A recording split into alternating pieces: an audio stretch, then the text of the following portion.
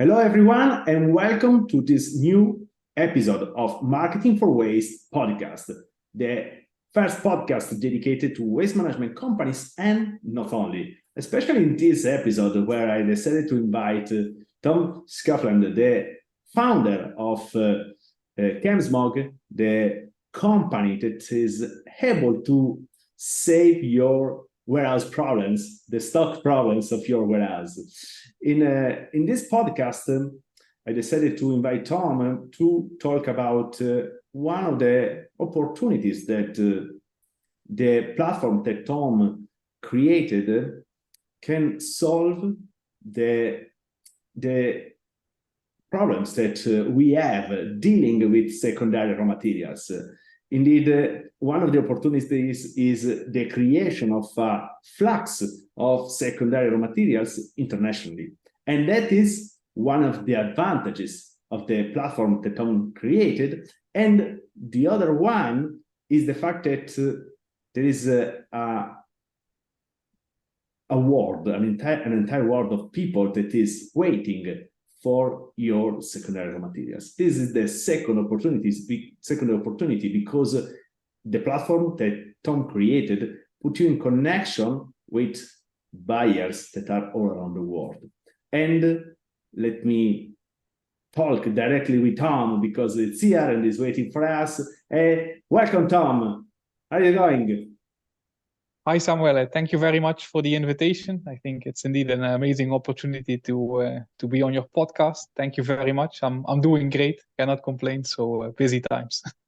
Perfect, Tom. Nice to have you here as a guest in this podcast episode. And I was saying that it's really interesting, the platform that you created. But before to go ahead and to go in deep in the platform, I wanted to explain who you are and why you created this platform.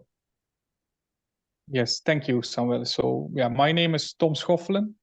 And for those indeed who might find this has a peculiar sound, I am originally from the Netherlands. I'm currently living in Italy, Milan. I have a background in chemical engineering with more than 10 years of experience in corporate R&D. I've always been focusing heavily on long-term and futuristic developments for the plastic industry. And that is partly one of the inspirations why I wanted to start my own company. And that is how my journey kicked off. We moved to Italy quite recently. And I saw this as a grand idea to indeed change my life and start my own company. Of course, coming from the chemical industry, knowing a bit the struggles, knowing how the industry functions, how the industry reasons, I saw an interesting opportunity when we talk about the slow and non-moving stocks, the chemical inventory that is causing a headache. And somewhere is completely right. It starts, of course, with existing, but in the future, this will also encompass materials that are in the secondary raw material line, the ones that sort of have not been in stock, and then by recycling or any other waste activity will become a new source, so a secondary raw material. And the platform that we have created is indeed focusing on these type of materials, trying to find a home for these materials, ensuring that we improve in the end, we try to prevent waste disposal. I know that for some of your companies that might be a very contradicting event, but I think you are very well aware that the chemical industry is generating a lot of chemical waste. And I think if we can all contribute, even in small percentages, to prevent some unnecessary waste disposal, I think we'll make some amazing steps forward in the upcoming time. That's really impressive. And thanks for this great explanation, Tom, because you say the waste prevention, that is something interesting, even for our clients and for our listeners. And in the meantime, you mentioned the fact that you give a new life to the stocks that are locked inside the warehouse of chemical companies mainly, but also in other fields. There are these stocks that are locked inside warehouses. And one of the things that connect very well the dots with waste management companies is the fact that waste management companies are called to solve some of these problems about these stocks that are located in these warehouses. And dear listeners, this is a great opportunity because the platform that Tom created gives you the opportunity to put these stocks again in the right market, because that's the way that Tom created with his platform. And another interesting topic is the fact that you mentioned there are a lot of chemical waste that can be prevented, because that is something in the common management of companies, something that is ready to expire, because it's the expiration date is arriving, usually is disposed of. And that's something that thanks to your platform will change. And explain to us how it changed this, because it's something really interesting. Yes, so thank you, Samuel. A very nice introduction.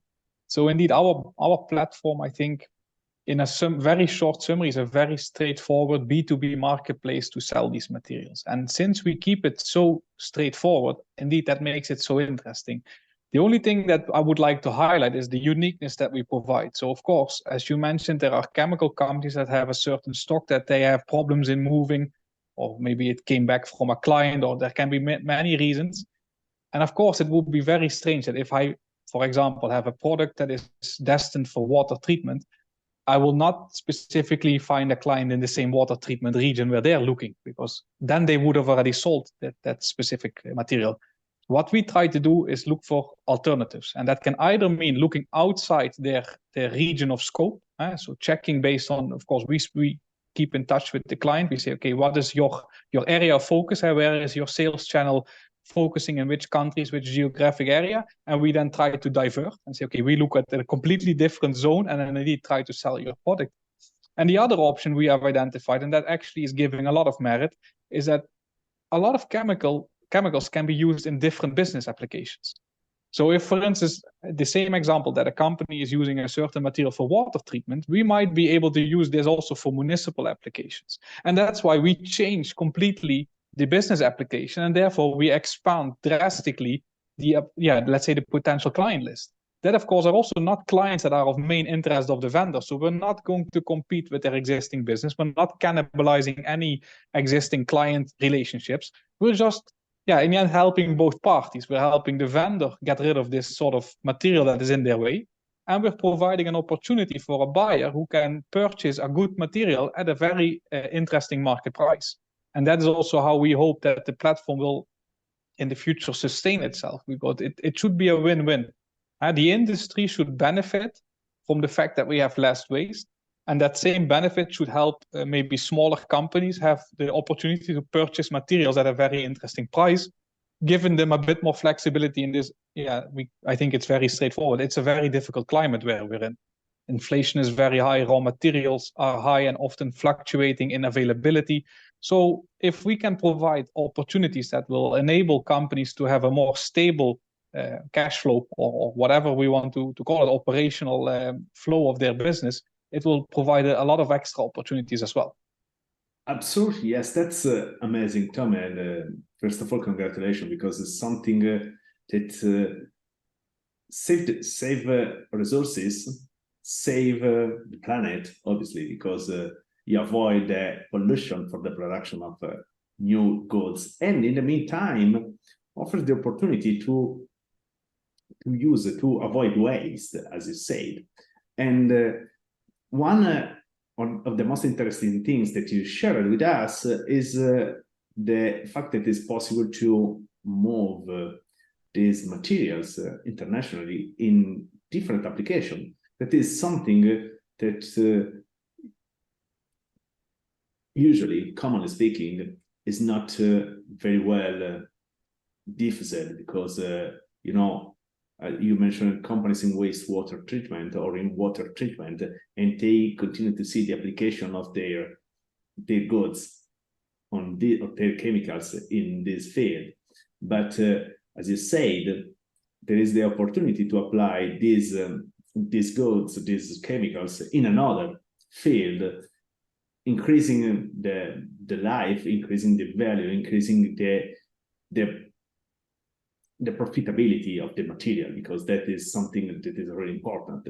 And dear listeners, that's one of the most interesting points, because it offers you the opportunity also to see what there is around the goods and also the waste that you collect, because in some cases the waste that you are collecting,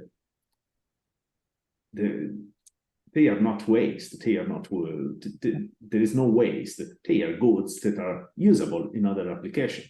And Tom shared that starting from chemicals, but think what can be possible to achieve if you put these the materials that you collect in a platform that shows them internationally, where there is the need, where there are buyers that are searching for them, and that usually maybe they are searching these goods in a market where there is a scarcity, but there are markets where there are full of these goods. And that is what Tom shared with us, and is something really, really important and interesting. In the meantime, I want to ask you, Tom, what are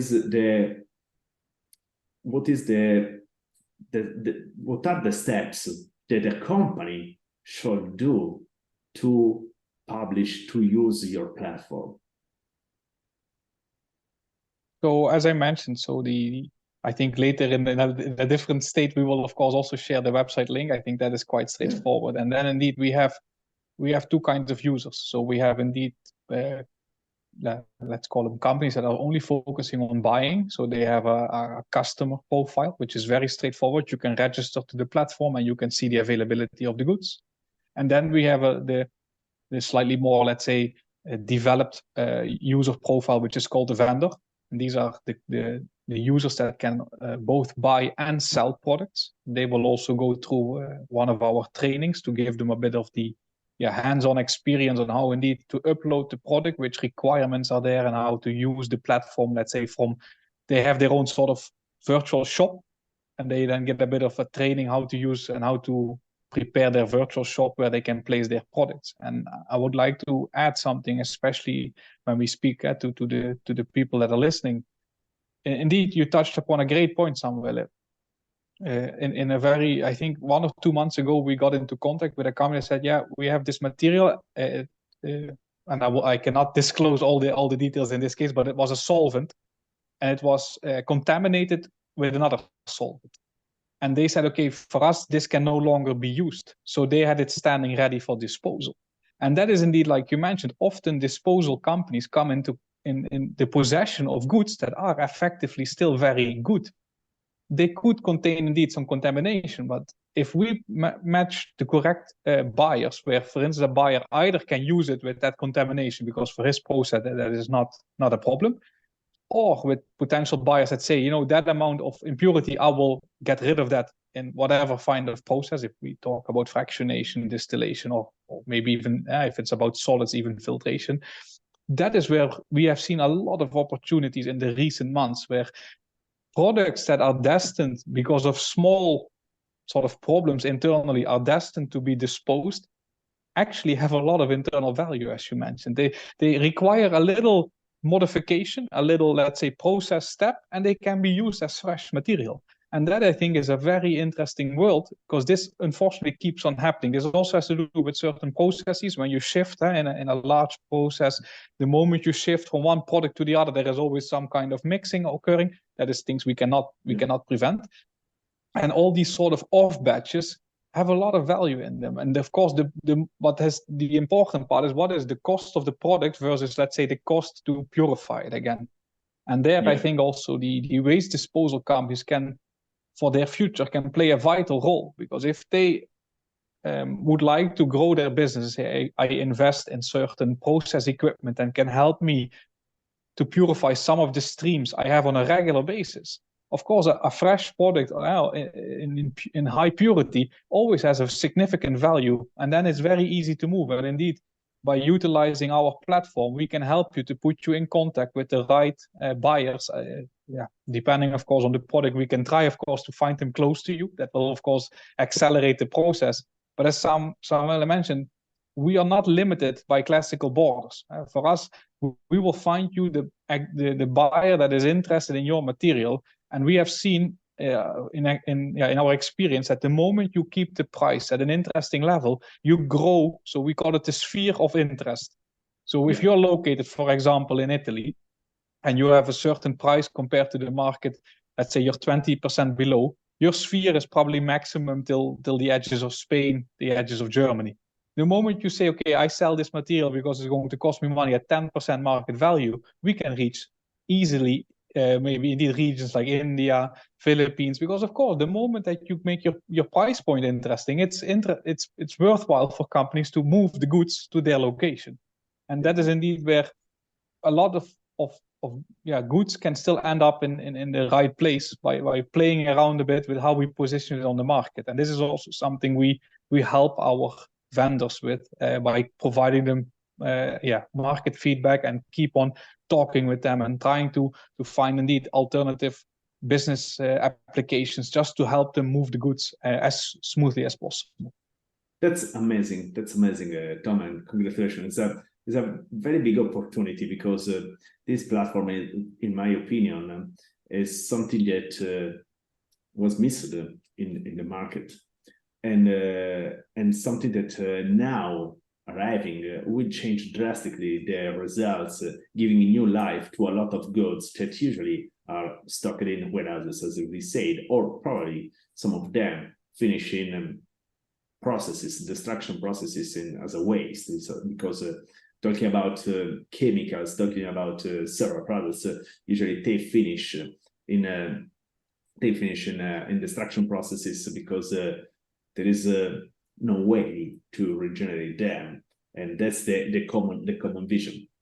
And another important point that you share right now is the fact that there is a huge potential internationally, and this potential is something that in this globalized world is something that as a company owner and as a waste company owner, dear listener, you should consider, because your waste can be the treasure of someone else. That's the point.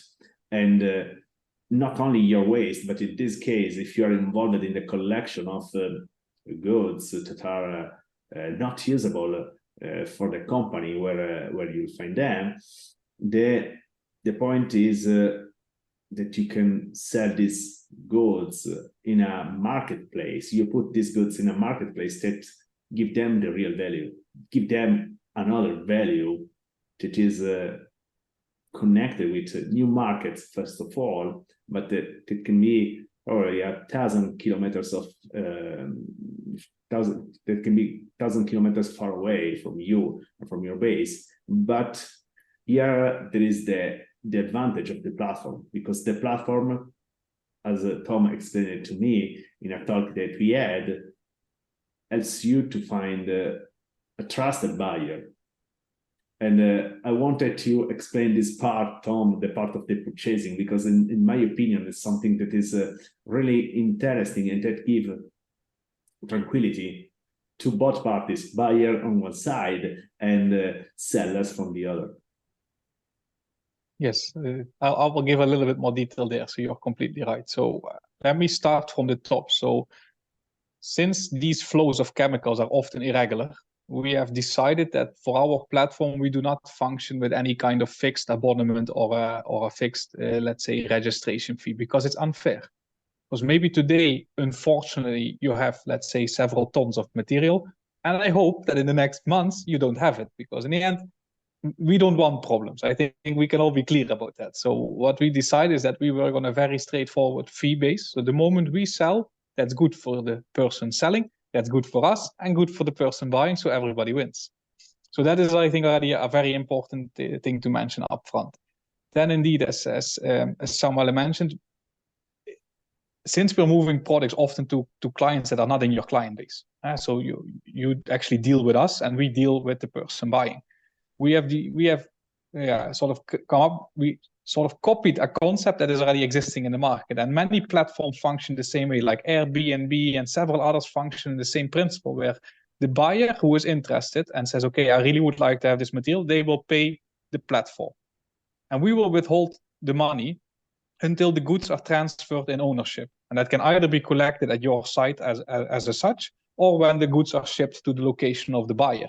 The moment that the transfer of responsibility has occurred, we will then send the money to the one selling the material minus our commission. So as Samuela highlighted, we are withholding the money. So there is not the point that somebody comes randomly to pick up material, then we have to discuss because they didn't pay you, or they paid you, but he's not happy with the material. To circumvent all these kind of discussions, we said, okay, we put ourselves in the middle, we warranty both ends, and then of course, assuming that everything goes according to plan, we just let the money flow as it should.